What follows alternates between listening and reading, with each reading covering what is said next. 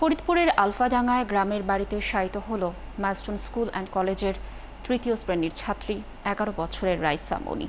আর মেহেরপুরের মুজিবনগরের জয়পুর গ্রামে দাফন করা হয়েছে আরেক শিক্ষার্থী মাহিয়া তাসনিম মায়াকে। শোকে স্তব্ধ হয়ে আছে দুটি পরিবার। সকালে ঢাকা থেকে মৃতদেহ যাবার পর জানাজা শেষে তাদের শেষ বিদায় জানিয়েছেন স্বজন সহ এলাকার মানুষ। মনিরুল ইসলাম টিটু ও আসিফ ইকবালের তথ্য ছবিতে প্রতিবেদন। শুক্রবার সকাল 9টার দিকে ফরিদপুরের আলফাডাঙ্গার গোপালপুর ইউনিয়নে বাজরা গ্রামে পৌঁছায় মাইলস্টোন স্কুল অ্যান্ড কলেজে নিহত তৃতীয় শ্রেণীর শিক্ষার্থী রাইসা মনির মৃতদেহ। এ সময় তাকে দেখতে ভিড় করেন কয়েকশো মানুষ। কান্নায় ভেঙে পড়েন তার বাবা মা, শাহবুল মিম দম্পতি, আত্মীয় স্বজন সহ এলাকার মানুষ। পরে প্রশাসনের কর্মকর্তা, পরিবারের সদস্যরা সহ এলাকার মানুষ বাজরা ঈদগাহ ময়দানে তার নামাজে জানাজায় অংশ নেয়। এরপর দাফন করা হয় বাজরা কবরস্থানে।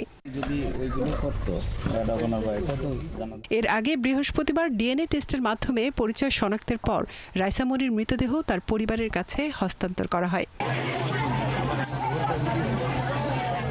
এদিকে গত 4 দিন ধরে জীবন মৃত্যুর সঙ্গে লড়াই করে হার মানে মাহিয়া তাসনিম মায়া।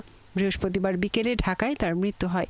এরপর শুক্রবার সকাল 8টার দিকে মাহিয়ার মৃতদেহ নেওয়া হয় মেহেরপুরের মুজিবনগর উপজেলার জয়পুর গ্রামে তার নানা বাড়িতে।